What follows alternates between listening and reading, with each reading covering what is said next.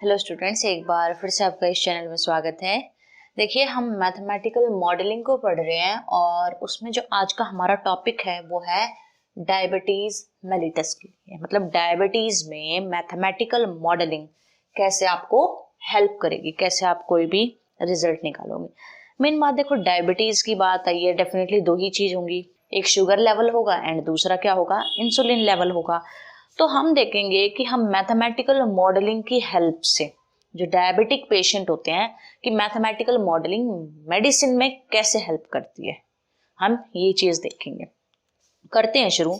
देखो, सबसे पहले हम क्या करेंगे कि किसी टाइम टी पे हम मान लेंगे कि हमारा शुगर लेवल कितना है एंड हमारी इंसुलिन लेवल कितना है। तो देखो क्या कर रहे हैं, एक्स टी क्या है, शुगर लेवल, वाई टी क्या है, इंसुलिन लेवल। कब है ये दोनों चीज, insulin level at time t, कि जब आपका टाइम टी हो चुका है उस टाइम पे जो है आपका शुगर लेवल कितना है एंड इंसुलिन लेवल कितना है। अब जो डायबिटीज के पेशेंट होते हैं, आप खुद एक बात बताओ, उसमें चेंज किसमें आता है, उनके शुगर लेवल में चेंज आता है। उनके शुगर लेवल में चेंज आने की वजह से ही आपको इंसुलिन की हेल्प लेनी पड़ती है। ठीक है, तो क्या होगा, देखो सबसे पहले जो ये मॉडल है वो क्या बताता है कि जो इंसुलिन लेवल है वाई टी वो कैसे चेंज होएगा, इंसुलिन लेवल वाई टी कैसे चेंज होएगा।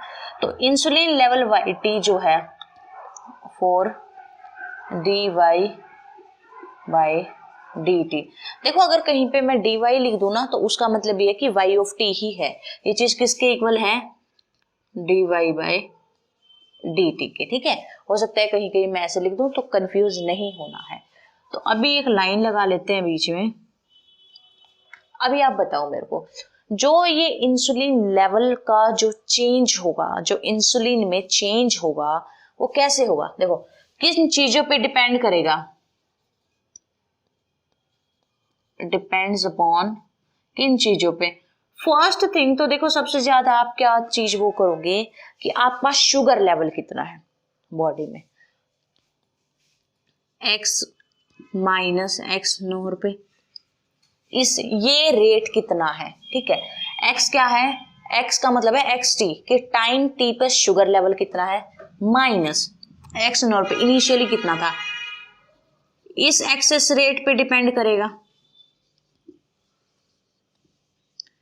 कि कितना डिफरेंस है, कितना इंक्रीमेंट है या क्या चीज है। और ये चीज देखो, टाइम टी पे शुगर लेवल कितना था उसमें से इनिशियली कितना था, उसको अगर आप सब्ट्रैक्ट करोगे तो आपका पता चलेगा कि एग्जैक्टली शुगर लेवल कितना राइज हुआ है।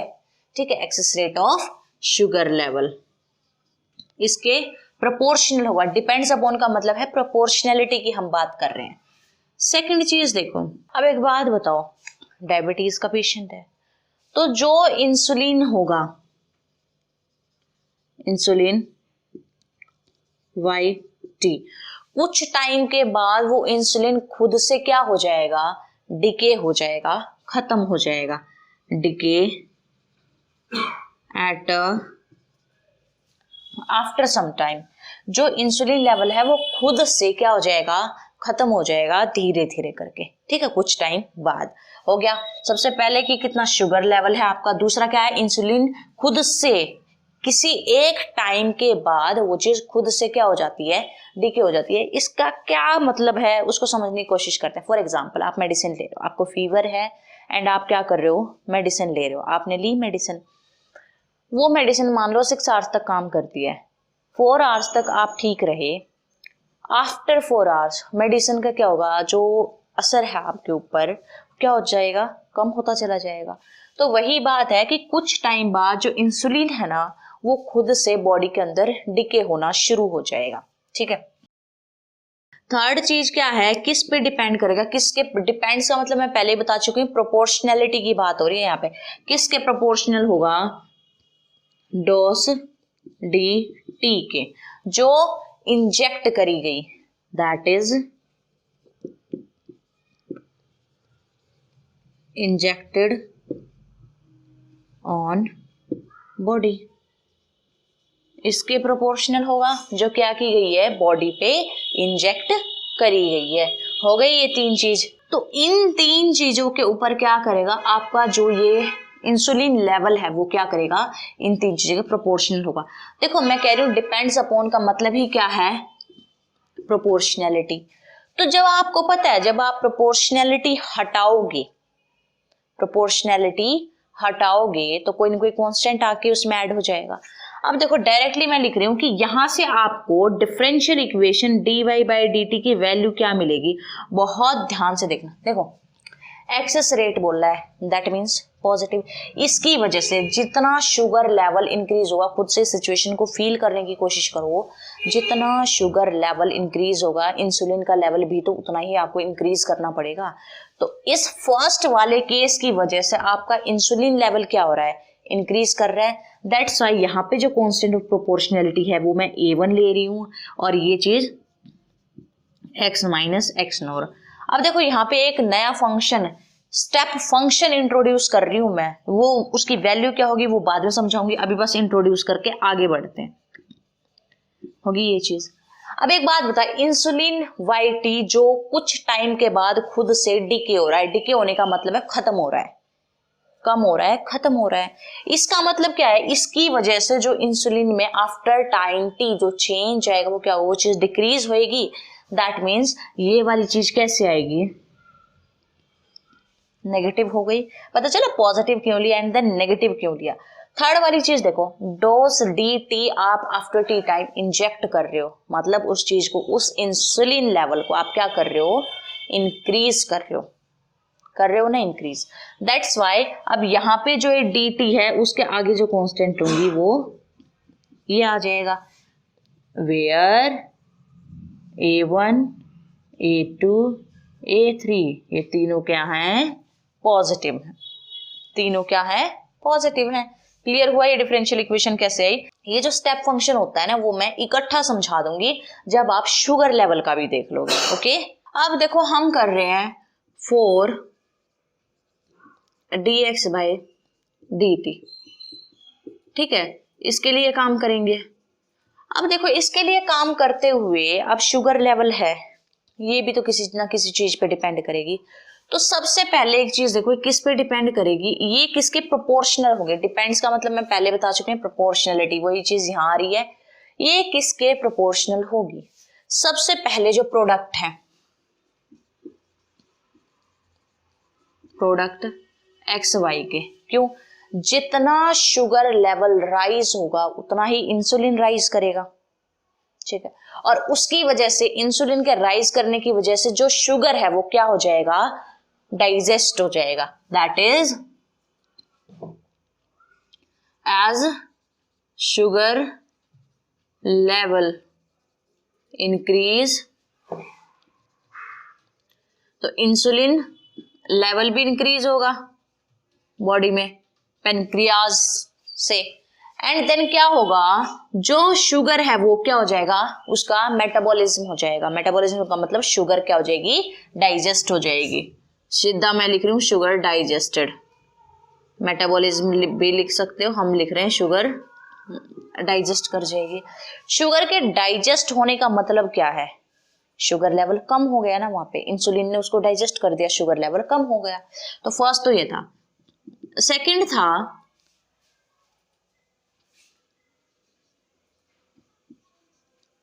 एक्स नोर माइनस एक्स। अगर शुगर लेवल देखो इनिशियली मान लो शुगर लेवल एक्स नोर माइनस एक्स का मतलब क्या है कि इनिशियली शुगर लेवल ज्यादा था, आफ्टर टाइम टी, एक्स का मतलब मैं पहले ही बता चुकी हूँ, y का मतलब yt है, x का मतलब xt है। तो आफ्टर टाइम t जो शुगर लेवल है वो क्या हो गया, कम हुआ ना शुगर लेवल, तो x नॉर माइनस एक्स है। तो यहाँ क्या होगा, अगर x नॉर माइनस एक्स होता है शुगर लेवल, देखो ये चीज नेगेटिव कभी नहीं आएगी खुद से, तो x नॉर माइनस एक्स का मतलब क्या है कि शुगर लेवल पहले इनिशियली ज्यादा था बाद में कम हुआ है। तो यहाँ क्या होगा, जो हमारी बॉडी के अंदर जो स्टोर होता है शुगर, वो क्या कर देगा, वो रिलीज हो जाएगी। ठीक है, शुगर फ्रॉम लील stores of body released. Sugar जैसे ही बॉडी से रिलीज हुआ, आपकी शुगर की क्वांटिटी क्या हो गई, यहाँ पे इंक्रीज हो गई, यहाँ डिक्रीज हुआ है, यहाँ इंक्रीज हुआ है। अब थर्ड वाली चीज देखो, x माइनस एक्स नोर है। अगर x माइनस एक्स नोर है दैट मीन्स ये चीज पॉजिटिव है। तो वहां पे एक बात बताओ मुझे, कुछ ना कुछ शुगर नेचुरली भी डिके होगा। नेचुरली डिके कैसे होगा, अभी बताते हैं।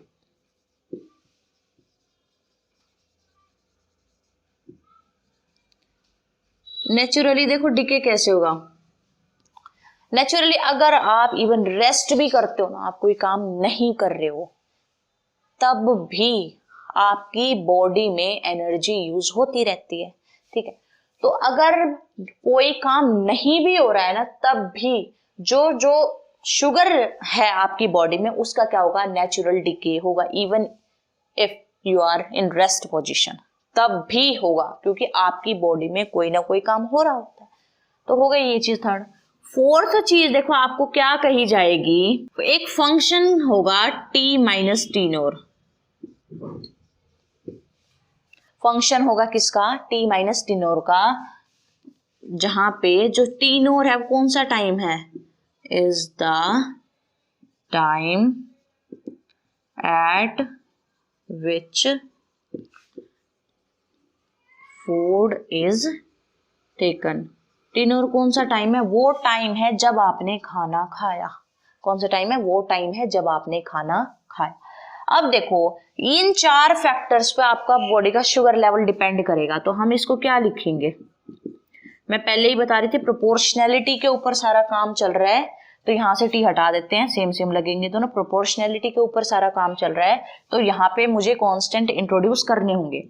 अब देखो फर्स्ट पॉइंट की वजह से आपका शुगर डाइजेस्ट हो रहा था, दैट मीन शुगर में कमी आ रही थी, तो इसके आगे जो कांस्टेंट आएगा वो कैसा आएगा, नेगेटिव साइन के साथ आएगा, बिकॉज उसकी वजह से आपका शुगर लेवल डिक्रीज हुआ है। थर्ड वाले में देखो शुगर जो है आपकी बॉडी में रिलीज हो रही है। ठीक है, आपके जो भी बॉडी में स्टोरेज हो रही है, शुगर की स्टोरेज हुई थी, वहां से शुगर रिलीज हुई।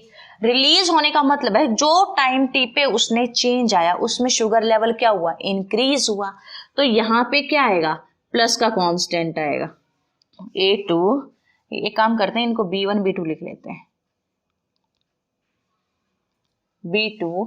ठीक है, B2। और ये वाली चीज देखो क्या था, एक्स नोर माइनस एक्स। यहाँ पे फिर से मैं एक स्टेप फंक्शन इंट्रोड्यूस करूंगी, और उसकी वैल्यू कैसे लेंगे वो अभी मैं आपको समझाऊंगी। हो गया, सेकंड पॉइंट हो गया। थर्ड देखो, जब शुगर का नेचुरल डिके हो रहा है, डिके होने का मतलब वो खत्म हो रहा है, खत्म हो रहा है का मतलब क्या है, टाइम टी के बाद जो चेंज आएगा उसमें डिक्रीज होएगा। तो यहाँ पे जो कांस्टेंट आएगा वो क्या आएगा, नेगेटिव आएगा, B3। यहाँ पे भी मैं एक स्टेप फंक्शन इंट्रोड्यूस करूंगी, एक्स माइनस एक्स नोर, ये चीज था। यहाँ पे भी मैंने एक स्टेप फंक्शन इंक्रीज किया, और एक फंक्शन टाइम टी नोर पे। यहाँ पे जो कांस्टेंट आएगा वो क्या आएगा, पॉजिटिव आएगा। ठीक है, क्योंकि फूड लिया है आपने तो उससे कोई ना कोई ग्लूकोज तो मिलेगा। ये आपकी इक्वेशन 1, और यहीं पे लिख रही हूँ B1 B2 B3 B4, ये भी सारे पॉजिटिव ही कांस्टेंट्स हैं। ये कौन सी आ गई, इक्वेशन नंबर 2 आ गई, 1 और 2 इक्वेशन। एक बार इस स्टेप फंक्शन को समझो। स्टेप फंक्शन का मतलब क्या होता है, यहाँ पे लिख दे रही हूं x। अगर x, इसकी वैल्यू, इस स्टेप फंक्शन की वैल्यू 1 आएगी अगर x आपका पॉजिटिव है, पॉजिटिव मतलब स्ट्रिक्टली ग्रेटर देन 0, और इसकी वैल्यू 0 आएगी अगर आपका फंक्शन या तो 0 के इक्वल है या फिर 0 से छोटा है। अब यहाँ देखो, यहाँ पे इस चीज को कैसे लगाओगे, अगर इनिशियली जो शुगर लेवल था वो टाइम टी पे जो शुगर लेवल था, इन दोनों का डिफरेंस लेते हुए ये वाली चीज अगर 0 से बड़ी आ जाती है तो इस स्टेप फंक्शन का जो वैल्यू होगी स्टेप फंक्शन की वो क्या होगी, 1 होगी। तो ये वाली चीज तो वैसे ही हट गई। और ये चीज देखो लगा क्यों रहे हैं, क्योंकि हम सिर्फ पॉजिटिव के लिए बात कर रहे हैं, नेगेटिव ये चीज कभी नहीं आएगी। ये जो वैल्यूज आपकी पॉइंट्स बना के मैंने लिखे इनकी वैल्यू नेगेटिव कभी नहीं आएगी। तो ये आपको क्या मिल गया, साइमल्टेनियस डिफरेंशियल इक्वेशन मिल गई, ऑर्डिनरी डिफरेंशियल इक्वेशन मिल गई। अगर आपको इससे आगे कुछ कंक्लूड करना है, हम क्या कैसे कंक्लूड करेंगे, हम जो साइमल्टेनियस डिफरेंशियल इक्वेशन है ना, फर्स्ट एंड सेकंड, इन दोनों को सॉल्व करके अपने कंक्लूजन निकालेंगे। अब देखो टाइम टी पे, ये टाइम टी का डेफिनेटली फंक्शन है, एक्स नॉर की वैल्यू कोई ना कोई कांस्टेंट होगी कि जब टाइम 0 था तब आपने चलना शुरू कहां से किया था, b1 b2 b3 की कोई ना कोई वैल्यू होगी। तो उन सारी वैल्यूज को पुट करके आप फर्स्ट और सेकंड को सॉल्व करके कंक्लूड कर सकते हो कि मैथमेटिकल मॉडलिंग डायबिटीज के अंदर, मेडिसिन के अंदर कैसे क्या हेल्प प्रोवाइड करता है। ठीक है।